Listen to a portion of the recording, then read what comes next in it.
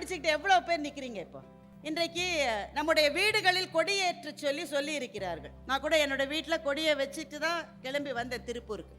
கையில் இந்த கொடியை வச்சுட்டு இருக்கீங்க, பிடிச்சிட்டு இருக்கீங்க, அதை வச்சுட்டு நடந்துட்டு போறீங்க. யாருக்காவது கஷ்டம் இருக்கா? கொடியை எடுத்துட்டு போறது கஷ்டமா இருக்கா?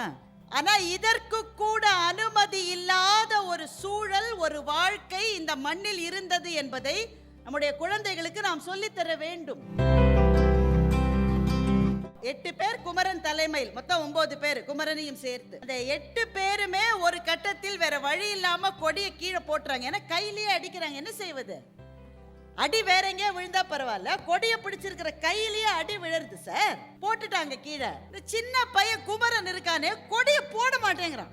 அதிகாரம் என்ன செய்யும் என்றால், யார் அந்த அதிகாரத்தை மீறுகிறார்களோ அவர்களை குறிவைத்து தாக்கும். காந்தி அரசியலுக்கு வந்த பிறகு திரும்பவும் பஞ்சம் வந்தது. அப்போ இங்க இருந்த வெள்ளக்கார அதிகாரிகளுக்கே மனசு கேட்கல. அந்த பிரிட்டிஷ் அதிகாரி சர்ச்சில், அப்போது அவர்தான் பிரிட்டிஷ் பிரைம் மினிஸ்டர், அவருக்கு கடிதம் எழுதினார். இந்தியன்ஸ் ஆர் டையிங் ஹியர், இந்தியர்கள் இங்கே இறந்து கொண்டிருக்கிறார்கள், இந்த தானியங்களை அவர்களுக்கு கொடுக்கலாம் தானே அப்படின்னு அந்த அதிகாரி எழுதுறாரு. சர்ச்சில் எழுதுகிறார், இந்தியர்கள் எல்லாம் இறக்கிறார்கள் என்றால் காந்தி இன்னும் ஏன் உயிரோடு இருக்கிறார் என்று சர்ச்சில் எழுதுகிறார்.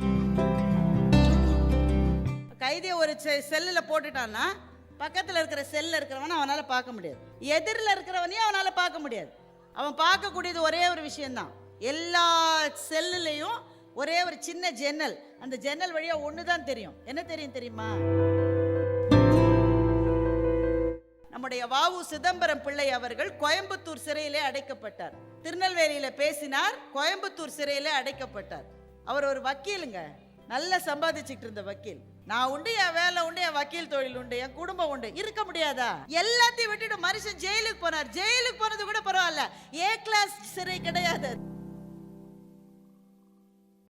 தேசத்தினுடைய சுதந்திர தினத்தை, அமிர்த விழாவை, சுதந்திரத்தின் பவள விழாவை மிகச்சிறப்பாக கொண்டாடி கொண்டிருக்கின்ற திருப்பூர் வாழ் சொந்தங்களுக்கும் சகோதர சகோதரிகளுக்கும் என்னுடைய முதல் வணக்கம், சுதந்திர திருநாள் நல்வாழ்த்துக்கள்.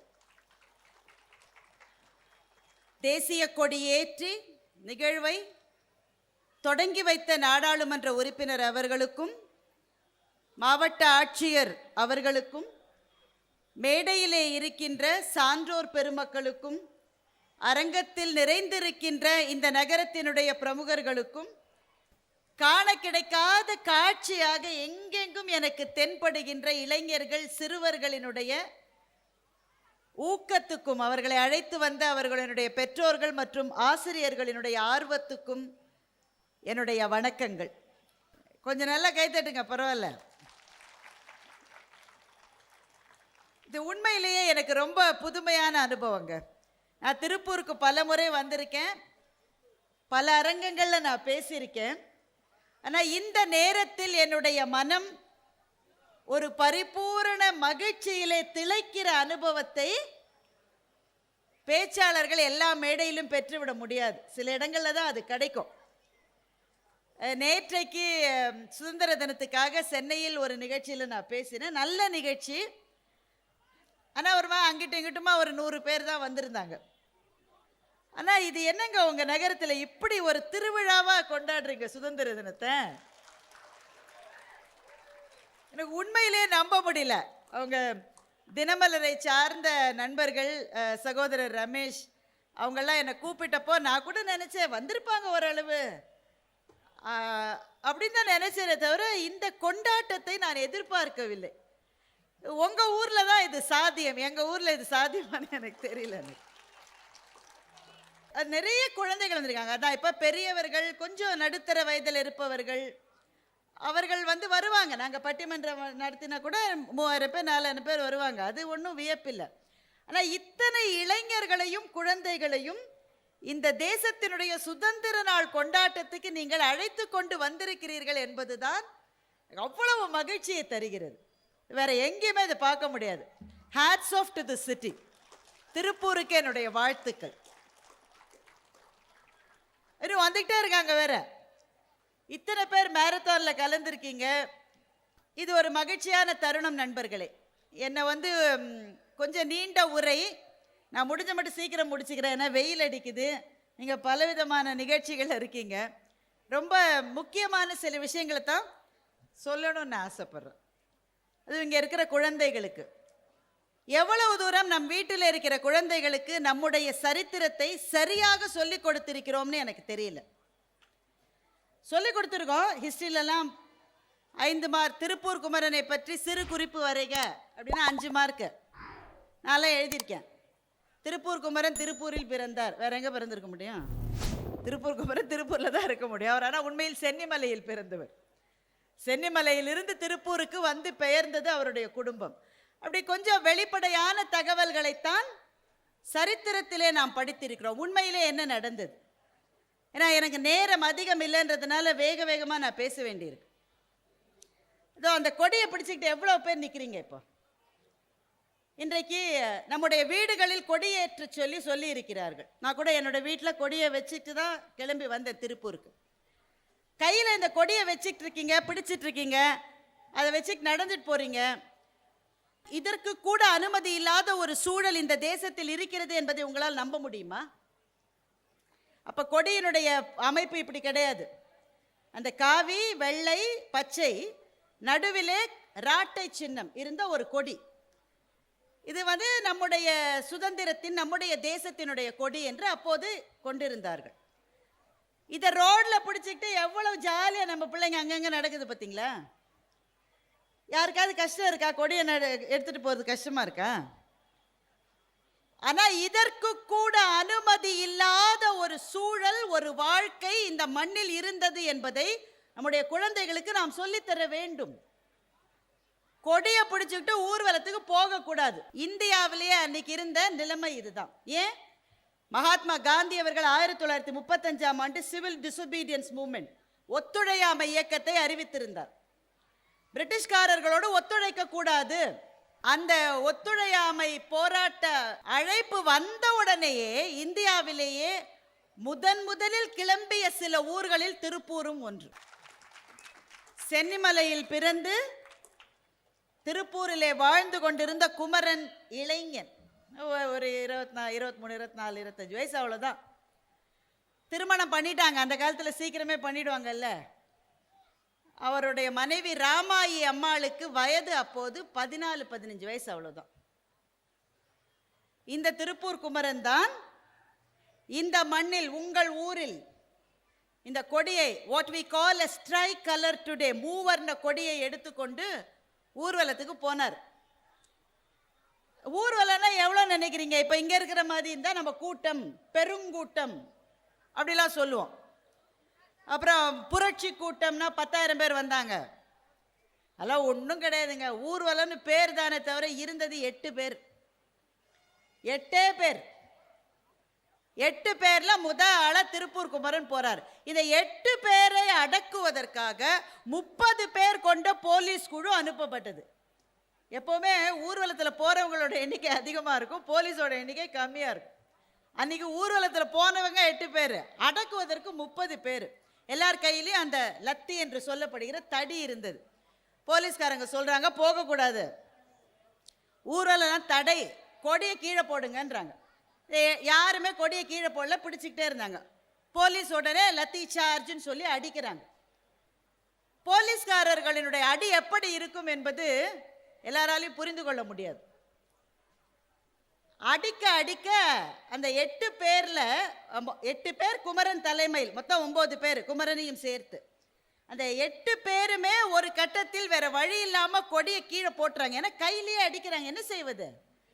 அடி வேற எங்கேயா விழுந்தா பரவாயில்ல, கொடியை பிடிச்சிருக்கிற கையிலேயே அடி விழுறது சார். போட்டுட்டாங்க கீழே. சில பேர் விழுந்துட்டாங்க, சில பேர் நகர்ந்துட்டாங்க. இந்த சின்ன பையன் குமரன் இருக்கானே கொடியை போட மாட்டேங்கிறான். அதிகாரம் என்ன செய்யும் என்றால், யார் அந்த அதிகாரத்தை மீறுகிறார்களோ அவர்களை குறிவைத்து தாக்கும். ஏய், சின்ன பையனா இருக்க, எல்லாரும் கொடியை போட்டுட்டு போயிட்டாங்க அப்படின்னு குமரனை அடிக்கிறார்கள். அடிக்கிற போது கை நடுங்காதா? எலும்பு வலிச்சு கொடியை கீழே போட மாட்டோமா? குமரன் போடவில்லை, கொடியை பிடிச்சிட்டே நிற்கிறாரு. கட்டத்துல தாக்குகிற போலீஸ்காரர்கள், ஏன்னா 30 பேர் நான் உங்களுக்கு சொல்லிட்டேன் ஏற்கனவே, பல பேர் சேர்ந்து தாக்க ஆரம்பிக்கிறார்கள். தாக்க ஆரம்பிக்கிற போது அந்த வெறி ஜாஸ்தி ஆகும். வெறி ஜாஸ்தியாகி தலைக்கு பின்னால அதை அடிக்கிறாங்க. தலையில அடி விழுதுங்க. மூளை சிதறுகிறது. மூளை சிதறி அந்த இடத்திலேயே மரணமாகி குமரன் கீழே விழுந்தார். ஆனா என்ன ஆச்சரியம் பார்த்தீங்களா? மூளை சிதறி கீழே விழுந்து கிடந்த குமரனின் கையில் கொடி அப்படியே தான் இருந்தது. அந்த கொடியை குமரனிடமிருந்து பிரிக்க முடியவில்லை. நண்பர்களே, உங்களுக்கு தெரியுமா, அடுத்த 4 நாள் அந்த உடலை வாங்குவதற்கு யாரும் வரவில்லை.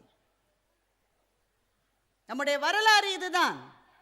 வரலாற்றினுடைய சுவையான, ரசிக்கக்கூடிய, இனிமையான, மகிழ்ச்சியான பக்கங்களை பற்றி மாத்திரம் நாம் பேசிக்கொண்டிருக்க கூடாது. அந்த வரலாற்றிலே இருக்கிற இருண்ட பக்கங்கள், சோகங்கள், மானுட அழுகைகள், இதையும் நாம் பேசத்தான் வேணும். வரலாறு இதையும் சேர்த்துதான். குமரனின் உடலை வாங்க யாரும் வரல. ஏன்? பயம். பயம்.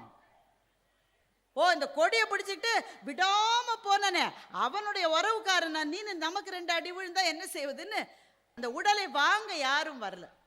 4 நாள் கழித்து திருப்பூரினுடைய நகராட்சி ஊழியர்கள்னு சொல்றோம்ல, இப்ப அப்ப அதுக்கு வேற பேர் இருந்திருக்கலாம். இந்த நகராட்சி ஊழியர்கள் தூளிப்பிணமாக, ஏன் தூளிப்பிணம்?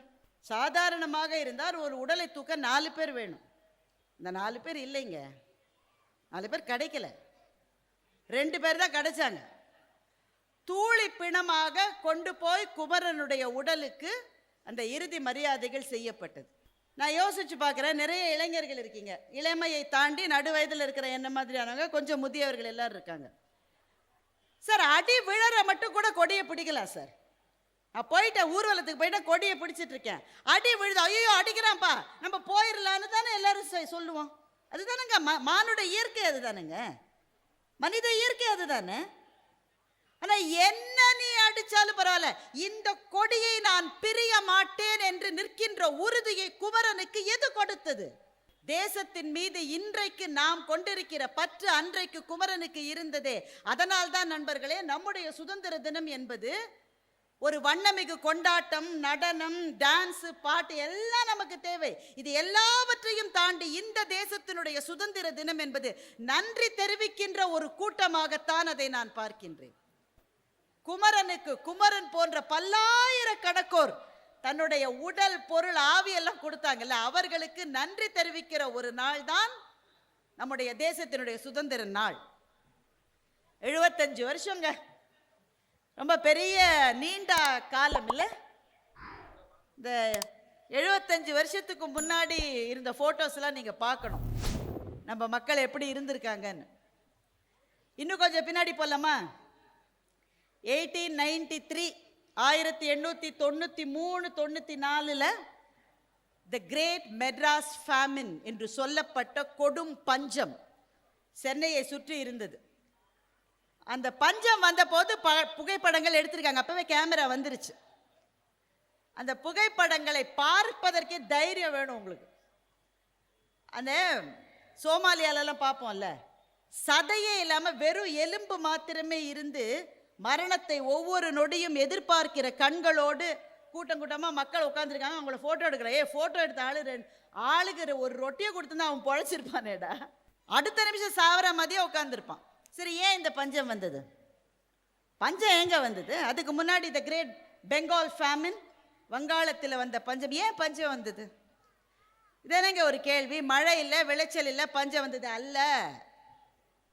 மழை இல்லை, ஆனாலும் விளைச்சல் இருந்தது. நம்ம ஊர்ல பாரம்பரிய விவசாய முறைகளினால் விவசாயம் என்பது இங்கு எப்போதும் நின்று போகவில்லை, நடந்து கொண்டுதான் இருந்தது.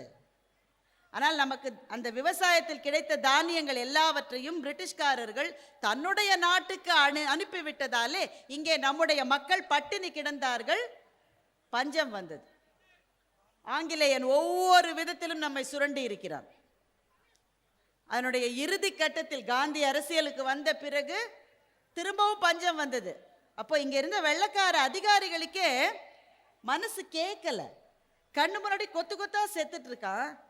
அவன் ஊர்ல இருக்கிற விளைச்சல் தானியங்களை அவனுக்கு சாப்பாடா கொடுக்காம கப்பல்ல ஏத்தி பிரிட்டிஷ் சோல்ஜர்ஸ்க்கு நம்ம அனுப்பிச்சிட்டு இருந்தோம். நாம அனுப்பல, பிரிட்டிஷ்கார அனுப்பிச்சிட்டு இருந்தோம். 1945 இரண்டாம் உலக போரில் அந்த பிரிட்டிஷ் அதிகாரி சர்ச்சில், அப்போது அவர்தான் பிரிட்டிஷ் பிரைம் மினிஸ்டர், அவருக்கு கடிதம் எழுதினார். இந்தியன்ஸ் ஆர் டையிங் ஹியர், இந்தியர்கள் இங்கே இறந்து கொண்டிருக்கிறார்கள், இந்த தானியங்களை அவர்களுக்கு கொடுக்கலாம் தானே அப்படின்னு அந்த அதிகாரி எழுதுறாரு. அந்த நோட் சர்ச்சில் கிட்ட போறது. சர்ச்சில் தான் அப்ப பிரைம் மினிஸ்டர். அந்த நோட்டுக்கு பக்கத்துல தன்னுடைய கையெழுத்தில் சர்ச்சில் எழுதுகிறார். உங்களுக்கு தெரியுமா, சர்ச்சிலோட கையெழுத்து ரொம்ப அழகா இருக்கும். அப்படியே மணியான கையெழுத்து, அழகான கையெழுத்து. அவ்வளவு அழகான கையெழுத்தில் சர்ச்சில் எழுதுகிறார், இந்தியர்கள் எல்லாம் இறக்கிறார்கள் என்றால் காந்தி இன்னும் ஏன் உயிரோடு இருக்கிறார் என்று சர்ச்சில் எழுதுகிறார். எவ்வளவு வெறுப்பு பாருங்க நம்ம மேல. இந்தியர்கள் என்றால் என்ன வெறுப்பு அவங்களுக்கு. எல்லாரும் சாவறாங்கன்றியப்பா, காந்தி மாத்திரம் எப்படிப்பா உயிரோட இருக்காரு, அவரு செத்தப்புறம் சொல்லு நிறுத்தலான்னு அதுக்கு பொருள். இதுதான் நம் தேசத்தின் கதை நண்பர்களே. உங்களிடம் பல பேர் சொல்லுவார்கள், உண்மையில் இங்க வெள்ளைக்காரன் நல்லது தானே பண்ணியிருக்கான், பிரிட்டிஷ்காரன் தான் ரயில போட்டான் எதுக்கு அவன் போட்டான், நீ போடல. கொடைக்கானல் ஊட்டிக்கெல்லாம் அவங்க தானே மலைப்பாதை அமைச்சான், அவங்க தான் அமைச்சான். ஏன்னா அவனுக்கு இங்க வெயில் தாங்கல சாமி, அங்க போகணும்னு அவன் அனுப்பிச்சான். உங்களுக்காக, நமக்காக, இந்தியர்களுக்காக அவன் எதையுமே செய்யலை. இங்கிருந்து சுரண்டல் சுரண்டல் சுரண்டல் இதுதான் நடந்தது. நண்பர்களே, நம்மை பார்த்து இன்றைக்கு சில பேர் சொல்லுகிறார்கள், இந்தியா என்று ஒரு தேசம் பிரிட்டிஷ்காரனுக்கு பிறகு வந்தது என்று. தவறு, தவறு, மறைக்கப்பட்ட உண்மை. இந்த தேசம் காலம் காலமாக இப்படித்தான் இருக்கிறது. பல மாநிலங்கள் ஒன்று சேர்ந்து இந்த நாட்டை உருவாக்கவில்லை. இந்த நாட்டுக்குள் மாநிலங்கள் இருக்கிறது. இதுதான் நம்முடைய தேசம். இந்த உணர்வு நமக்கு தேவை. ஏன் தெரியுமா? அத்தனை பேர் உயிரை கொடுத்திருக்காங்க, அத்தனை பேர் உயிரை கொடுத்திருக்கான். காரணம் இல்லாமல உயிரை கொடுத்திருக்கான். அந்தமான்ல இருக்கிற சிறைக்கு ஒரு முறை நான் போய் பார்த்தேங்க. இந்தியர்களா இருக்கிற ஒவ்வொருவரும் அந்த சிறைக்கு ஒரு முறை அந்த ஊருக்கு போனோம். ஊரே ரொம்ப அழகான ஊர். ஊருக்கு போற போது சிறைக்கு போனோம். உங்க பிள்ளைங்களெல்லாம் நீங்க சுற்றுலாவுக்காக எங்கெங்கயோ அழைச்சிட்டு போறீங்க, ஒரு முறை அந்தமானுக்கு அழைச்சிட்டு போங்க. அதுவும் நம்ம நாடு தானே, வெளிநாடெல்லாம் கிடையாது, வீசாலாம் வேணாம், நம்ம நாடு தான். ஒரு முறை அழைச்சிட்டு போங்க, ஆனா தைரியமா போனோம். எதை பார்த்தாலும் நான் மழுக்குன்னு அழுதுருவேன்றவெல்லாம் அங்க போகக்கூடாது. தைரியம் இருந்தா போலாம். அந்த சிறையை எப்படி வடிவமைத்திருக்கிறார்கள் நீங்க கூகுள்லாம் பார்த்தா தெரியும் உங்களுக்கு. சிறையில் ஒரு கைதியினுடைய முகத்தை இன்னொரு கைதி பார்க்கவே முடியாது, அப்படிதான் அது இருக்கும். கைதியை ஒரு செல்லில் போட்டுட்டான்னா பக்கத்தில் இருக்கிற செல்லில் இருக்கிறவனை அவனால் பார்க்க முடியாது, எதிரில் இருக்கிறவனையும் அவனால் பார்க்க முடியாது. அவன் பார்க்கக்கூடியது ஒரே ஒரு விஷயம்தான். எல்லா செல்லுலேயும் ஒரே ஒரு சின்ன ஜன்னல், அந்த ஜன்னல் வழியாக ஒன்று தான் தெரியும். என்ன தெரியும் தெரியுமா? என்ன அவங்களால எதை பார்க்க முடியும் தெரியுமா உங்களுக்கு? ஒவ்வொரு நாளும் எவனோ ஒருத்தனை தூக்கில் போடுவான், அதை இவன் தன்னுடைய செல்லேருந்து பார்க்கலாம். தூக்கிலே போடப்படுகிறவனுடைய எலும்பு எப்படி துடிக்கும், கையும் காலும் எப்படி உதரும்ன்றத தன்னுடைய செல்லிலேருந்து பார்த்துட்டு இருக்கான். அவனுடைய மனம் எவ்வளவு பாதிக்கப்படும் யோசிச்சு பாருங்க. கத்துவாங்களாம், கதறுவாங்களாம், நகத்தால சுவத்தை பெராண்டுவாங்களாம். நீங்க இன்னைக்கு கூட அங்க போனா நகத்தால அவங்க சுவத்துல பெராண்டி வச்சிருக்கிறதெல்லாம் வச்சிருக்காங்க. எவ்வளவு நாளுங்க ஜெயிலு? காலையில் கைது செய்யப்பட்டு மாலையில் விடுதலை செய்யப்பட்டார். அப்படியா? 15 வருஷம், 20 வருஷம். சின்ன சின்ன பிள்ளை, அப்பதான் ஊர்ல கல்யாணம் கட்டி வச்சிருப்பாங்க. மனைவி முகத்தை கூட பார்த்துருக்க மாட்டான், ஜெயிலுக்கு போயிடுவான். அடுத்த 20 வருஷம் என்ன ஆனான்னே தெரியாது, உயிரோட இருக்கானா போயிட்டானா அந்த மனைவி காத்திருப்பா. உங்களுக்கு தெரியுமா, உங்க ஊரை சேர்ந்த திருப்பூர் குமரனுடைய மனைவி ராமாயி அம்மாள் 90 வயது வரை உயிரோடு இருந்தார். உங்களுக்கு தெரியுமா? அது குமரன் இறந்துட்டா 24 வயசுலயே. ராமாயி அம்மாள் 90 வயது வரை இந்த மண்ணில் உயிரோடு இருந்தார். என்ன இருந்தது அந்த வாழ்க்கையில? என்ன இருந்தது? ஏன் இவர்கள் இதை செய்தார்கள்? நண்பர்களே, ஏன் இதை செய்தார்கள்? பகத்சிங்கை தூக்கிலே போடுகிற போது பகத்சிங்குக்கு எவ்வளவு குறைந்த வயதுன்னு உங்களுக்கு தெரியும். பகத்சிங், சுக்தேவ், ராஜ்குரு 3 பேரை தூக்கில போட போறாங்க. தூக்கில போடுறதுக்காக அடுத்த நாள் காலை 6 மணின்னு டைம் ஃபிக்ஸ் பண்ணிட்டாங்க. அடுத்த நாள் தூக்கில போட போறவனுடைய மனசு எப்படி இருக்கும்னு நமக்கு தெரியுமா? அழுவான், புலம்புவான், ஐயோ நான் எங்க அம்மாவை பார்க்க. ஒன்னும் செய்யல. பகத்சிங் புத்தகத்தை படித்துக் கொண்டிருந்தார். திடீர்னு காவலர்கள் வந்து 6 மணி இல்ல, உன்னை ராத்திரியோட ராத்திரியா தூக்குல போட சொல்லிட்டாங்கன்னு சொன்னாங்க. 6 மணிக்கு தானே தூக்குல எப்பவுமே தூக்குல போறது விடிகாலையில தானே போடுவாங்க. என்ன ராத்திரியா? அதெல்லாம் தெரியாது, உங்களை தூக்கு மேடைக்கு போய். இன்னும் எவ்வளவு நேரம் இருக்குன்னு பகத்சிங் கேட்டார். இன்னும் 3 நிமிஷம் இருக்குனர். அதை கொஞ்சம் இமேஜின் பண்ணி பாருங்களேன், கற்பனை செய்து பாருங்கள். ஒருத்தர் வந்து நம்ம கிட்ட சொல்றாரு, நீ இன்னும் 3 நிமிஷம் தான் உயிரோட இருப்பாரு. நாம எப்படி இருப்போம்? இன்னும் 3 நிமிஷம் இருக்கு. பகத்சிங் துள்ளி எழுந்தான். ஒரு புத்தகத்தை பாதி படிச்சுட்டு இருக்கேன், அதை முழுக்க முடிக்க முடியாது போல இருக்கேன்னு பகத்சிங் சொல்லி இருக்கிறார். பாதி தான் படிச்சிருக்கேன், இப்போ இன்னும் 3 நிமிஷத்தை தூக்கில போட்டால் முழு புத்தகத்தை படிக்க முடியாது. தூக்கு மேடைக்கு அழைத்து போகிறார்கள். ராஜகுரு, சுக்தேவ், பகத்சிங் நடுவில், இவர் இந்த பக்கம் அவர் இந்த பக்கம், 3 பேர் வரிசையா. இறுதி நேரத்தில் தோழர்களே, பகத்சிங் ராஜகுருவையும் சுக்தேவையும் பார்த்து கேட்கிறார், தூக்கு கயிறு கழுத்தை இறுக்குகிற போது, இங்கே ட்ரெக்கியான்னு ஒரு எலும்பு இருக்குது, டாக்டர்ஸ் யாராவது இருந்தால் சொல்லுவாங்க, இங்கே ட்ரெக்கியான்னு ஒரு எலும்பு இருக்குது. கயிறு இருக்கிற போது அந்த எலும்பு கட்டக்குன்னு உடஞ்சா உயிர் போயிடும். அந்த நேரத்தில் நாம் என்ன சொல்ல வேண்டும் என்பது உங்களுக்கு நினைவிருக்கிறதா தோழர்களே என்று பகத்சிங் கேட்கிறார். சுகதேவும் ராஜ்குருவும் நினைவு இருக்கிறது பகத்சிங் என்று சொல்லுகிறார்கள். 3 பேர் கழுத்திலும் கயிறு போடப்படுகிறது, கயிறு இழுக்கப்படுகிறது. அந்த இறுதி நேரத்தில் 3 பேரும் இன்குலாப் ஜிந்தாபாத், வந்தே மாதரம் என்று சொன்னார்கள். சின்னஞ்சிறு பிள்ளைகள். நம்ம வீட்டில் அந்த வயசுல ஒரு பிள்ளை இருந்தா இன்னமும் கூட அம்மாக்கள் எல்லாம் சோறு ஊட்டிட்டு இருப்பீங்கல்ல. சின்ன பிள்ளை பாவம் என்ன தெரியும்னு நம்ம வீட்டில் அந்த வயதில் இருக்கிற மகன்களுக்கும் மகள்களுக்கும் இன்னமும் நம்ம சோறு ஊட்டிட்டு தான் இருக்கோம். ஆனால் பகத்சிங்கனுடைய வீர தியாகம் இந்த மண்ணில் ஒரு எழுச்சியை ஏற்படுத்தியது. எத்தனை பேர் தன்னுடைய உயிரை கொடுத்திருக்கிறார்கள். ஜவஹர்லால் நேரு ரொம்ப பணக்கார வீட்டை சேர்ந்தவர். எவ்வளோ பணக்காரர்னா, அவருடைய ட்ரெஸ்ஸு அயன் பண்ணிட்டு வருதே இங்கிலாந்திலிருந்து அயன் பண்ணிட்டு வருவாங்களாம். அவ்வளவு பணக்கார வீட்டு பிள்ளை. 9 ஆண்டுகள் சிறையில் இருந்திருக்கிறார்.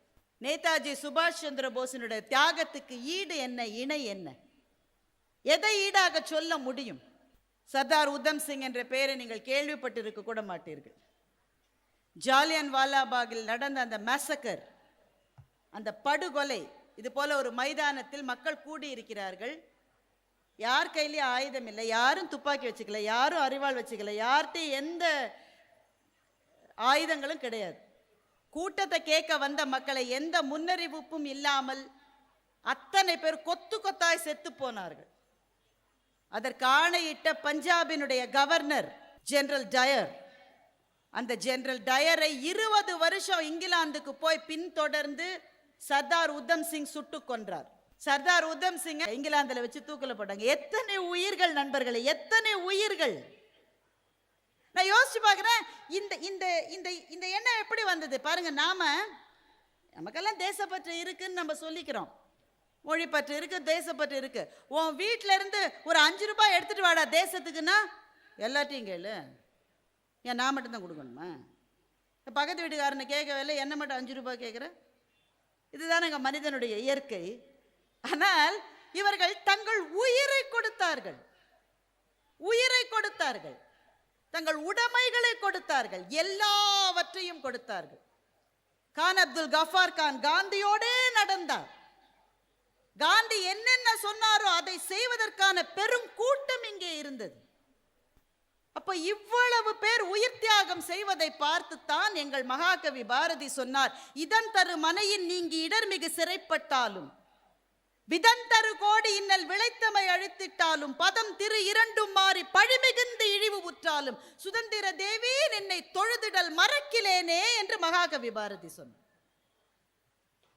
தண்ணீர் விட்டோ வளர்த்தோம் சர்வேசா, இப்பயிரை கண்ணீரால் காத்தோம், கருக திருவுளமோ 1000 ஆண்டு ஓய்ந்து கிடந்த பின் வாராது போல வந்த மாமணியை தோற்போமோ, மாதரையும் மக்களையும் வன்கண்மையார் பிரிந்து காதல் இளைஞர் கருத்தழிதல் காண்பாயோ, மேலோர்கள் வெஞ்சிரையில் வீழ்ந்து கிடப்பதும் நூலோர்கள் செக்கடியில் நோவதுமே காண்கிலையோ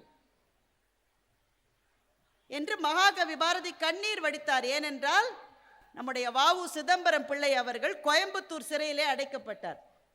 திருநெல்வேலியில பேசினார், கோயம்புத்தூர் சிறையிலே அடைக்கப்பட்டார். அவர் ஒரு வக்கீலுங்க, நல்லா சம்பாதிச்சுட்டு இருந்த வக்கீல். நான் உண்டு, என் வேலை உண்டு, என் வக்கீல் தொழில் உண்டு, என் குடும்பம் உண்டு. இருக்க முடியாதா? எல்லாத்தையும் விட்டுட்டு மனுஷன் ஜெயிலுக்கு போனார். ஜெயிலுக்கு போனது கூட பரவாயில்ல, ஏ கிளாஸ் சிறை கிடையாது அது. அரசியல் கைதிகளுக்கு ஏ கிளாஸ் சிறை தான் கொடுப்பாங்க.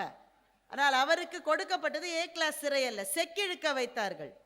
இந்த சணல் கயிறால இந்த கயிறு அவரை செய்ய வச்சாங்க. கையெல்லாம் கன்னி போச்சு. சுப்பிரமணிய சிவாவுக்கு சிறையிலே தொழுநோய் வந்தது. உடலெல்லாம் அழுகி சொட்டுகிற தொழுநோய். நான் யோசிச்சு யோசிச்சு பார்க்குறேங்க, எனக்கு புரியல எதனால இவ்வளத்தையும் விட்டு கொடுத்தாங்க. தன்னுடைய வீடு, தன்னுடைய வாழ்க்கை, மனைவி, பிள்ளைகள், சொத்து, சம்பாத்தியம், வேலை, சௌகரியமான வாழ்க்கை அத்தனையையும் விட்டு விட்டு இத்தனை பேர் ஏன் இவ்வளவு சாக்ரிஃபைஸ் பண்ணிருக்காங்க? இந்த தேசம் சுதந்திரம் அடைய வேண்டும் என்ற ஒரே ஒரு காரணத்துக்காக அதை செய்திருக்கிறார்கள். நண்பர்களே, சொந்தங்களே, மக்களே, அவர்களினுடைய தியாகத்தின் பயனைத்தான் நாம் அனுபவித்துக் கொண்டிருக்கின்றோம். நாம் என்ன செய்யணும்? ஒன்னே ஒண்ணுதான், கொஞ்சம் நன்றியோட நினைச்சு பார்க்கணும், அவ்வளவுதான். நம்ம பிள்ளைகளுக்கு சொல்லணும், ஏய் மற்ற நாடு மாதிரிலாம் நம்ம சுதந்திரம் வாங்கலடா, கஷ்டப்பட்டு வாங்கியிருக்கோண்டா, கஷ்டப்பட்டு வாங்கியிருக்கோம். உயிரை கொடுத்துருக்கான்டா, வாழ்க்கையை கொடுத்துருக்கான், பேரே தெரியாம செத்து போயிருக்கான். சார், இப்ப நான் சொன்னவங்க பேர்லாம் நமக்கு தெரியும். எத்தனை பேர் பேரே தெரியாம செத்து போயிருக்கான்? வீரமங்கை வேலு நாச்சியார் சிவகங்கையிலே நின்ற போது பிரிட்டிஷ்காரர்களுடைய கொடிதான் அங்கே பறந்து கொண்டிருந்தது. காத்து கொண்டிருந்து சரியான நேரத்தில் அடித்து அந்த கொடியை இறக்கி தன்னுடைய நாட்டினுடைய கொடியை பறக்க விட்ட வீரமங்கை வேலுநாச்சியார் இந்த மண்ணை சேர்ந்தவர். வீரமங்கை வேலுநாச்சியார் நாம தொழுகிறோம், அவங்க பேர் நமக்கு தெரியும். ஆனா அவங்களுடைய லெப்டினண்டா குயிலின்னு ஒரு பெண் இருந்தா, பட்டியல் சமூகத்தை சார்ந்த பெண். அந்த பெண் இல்லாட்டா வேலுநாச்சியாரால ஜெயிச்சிருக்க முடியாது. அந்த பொண்ணு என்ன செஞ்சா, பிரிட்டிஷ்காரர்களினுடைய சக்தியே என்ன உங்களுக்கு தெரியும் தானே? அவன்கிட்ட பீரங்கி இருந்தது, நம்மகிட்ட இல்லை சார், அவ்வளோதான் சார் விஷயம். அவன் பீரங்கி வச்சிருந்தா நம்ம கிட்ட இல்லை. நம்ம கிட்ட இருந்தது வீச்சரிவா, அதான் இருந்தது நம்ம கிட்ட. பீரங்கி இல்லை. பீரங்கியினுடைய வெடி மருந்தை எல்லாம் ஒரு வெடி கூடாரத்தில் பிரிட்டிஷ்காரர்கள் வைத்திருந்தார்கள். குயிலின் இருந்த பொண்ணு என்ன பண்ணா, உடம்பு முழுக்க எண்ணெயை பூசிக்கொண்டு தன்னைத்தானே கொளுத்தி கொண்டு அந்த வெடிமருந்து வைத்திருந்த கூடாரத்துக்குள் குதித்து விட்டாள். ஹியூமன் பாம் அப்படின்னு அப்புறமா சொல்றோமே, அதனுடைய முதல் அத்தியாயமே எழுதப்பட்டது தமிழ்நாட்டில் தான். உடம்பு முழுக்க எண்ணெயை பூசிக்கொண்டு தன்னைத்தானே பற்ற வைத்து கொண்டு அந்த வெடிமருந்து வைக்கப்பட்ட கிடாரத்துக்குள் குதித்ததனால் பிரிட்டிஷ்காரர்களுக்கு அவங்களுடைய வெப்பன்ஸ் எல்லாம் குறைஞ்சு போயிடுச்சு. அதற்கு பிறகுதான் வீரமங்கை வேலுநாச்சியார் தாக்கி ஜெயித்தார். எத்தனை கதைகள் நான் சொல்லிட்டே போலாம் இது மாதிரி. இறுதியாக தண்டி யாத்திரை. சாபர்மதி ஆசிரமத்திலிருந்து காந்தி கிளம்புகின்றார். உபவாசத்தினால் வறுத்து களைத்த உடல், கிழவர், கையில ஒரே ஒரு சின்ன குச்சியை வச்சு நடக்கிறார். கூட ஒரு 40-50 பேர் இருந்திருப்பாங்க, அவ்வளவுதான். பிரிட்டிஷ்காரர் சொன்னா, is he fighting for salt? உப்பு எடுக்கிறதுக்காக இந்த கிழவன் போறான், நான் போட்டும் விடு, ஒன்றும் நடக்காதுன்னாங்க. எவ்வளவு பெரிய தப்பு கணக்கு பார்த்தீங்களா? அந்த கூட்டம் தன்னைத்தானே பெருக்கி கொண்டது. நண்பர்களே, இந்தியாவின் குடும்பங்களின் சமையலறையிலிருந்து வெளியே வந்து பழகி இராத பல்லாயிரக்கணக்கான பெண்கள் அந்த கூட்டத்தில் இணைந்தார்கள். அதனால் தான் நம்முடைய சுதந்திர போராட்டம் ஜெயித்தது. பெண்கள் இணைந்து கொண்டார்கள். அடுத்து நடந்து வருகிறவனுடைய ஜாதி என்ன என்று கேட்காமல் நடக்காத இந்திய சமூகத்தை சேர்ந்தவர்கள் காந்தி அழைத்தார் என்ற காரணத்தினால் என்ன ஜாதின்னு பார்க்காம அத்தனை பேரும் போய் இணைந்து கொண்டார்கள். தண்டியிலே போய் நின்ற போது பல லட்சக்கணக்கான பேர் அங்கே இருந்தார்கள். நீங்க அதையோ அந்த படத்தை பார்த்துருக்கீங்களா? நீங்க முதல் வரிசையில் 10 பேர் இருப்பாங்க. அவங்களுக்கு ஒரே இன்ஸ்ட்ரக்ஷன் தான், அவன் அடிப்பான், நீ பதிலுக்கு அடிக்க கூடாது. அவன் கையை ஓங்குவான், நீ பதிலுக்கு கையை ஓங்கக்கூடாது. நீ அவனை திட்டக்கூடாது, நீ அவனை வெறுக்க கூடாது, அவனை அன்போடு நீ போய் அடியை வாங்கிக்கணும். முடியுமா? ஆனால் செய்தார்கள். 10 பேர் போனாங்க, அடி, அவங்க கீழே விழுந்துட்டாங்க. அடுத்த 10 பேர், அவனுக்கும் அடி. அப்ப 3ஆவதா நின்றுட்டு இருந்தவனுடைய மனசு எப்படி இருக்கும்? ஆனால் அப்படி போய் அவர்கள் வாங்கிய அடிதான் இன்றைக்கு 75வது சுதந்திர தினத்தில் நம்மை நிற்க வைத்திருக்கிறது. நண்பர்களே, இந்தியன் என்று சொல்லுவதற்கு பெருமைப்படுவோம், இந்தியனாக வாழ்வதற்கு பெருமைப்படுவோம். இது என் தேசம். எல்லாரும் அமர நிலை எய்து நன்முறையை இந்தியா உலகிற்களிக்கும், ஆம் இந்தியா உலகிற்களிக்கும், ஆம் இந்தியா உலகிற்களிக்கும் என்று சொன்ன எங்கள் மகாகவி பாரதியையும், இந்த தேசத்திற்காக பாடிய, உழைத்த, உயிரை கொடுத்த ஆயிரக்கணக்கான தியாகிகளையும் நன்றியோடு நினைத்து பெருமையோடு சொல்வோம், வந்தே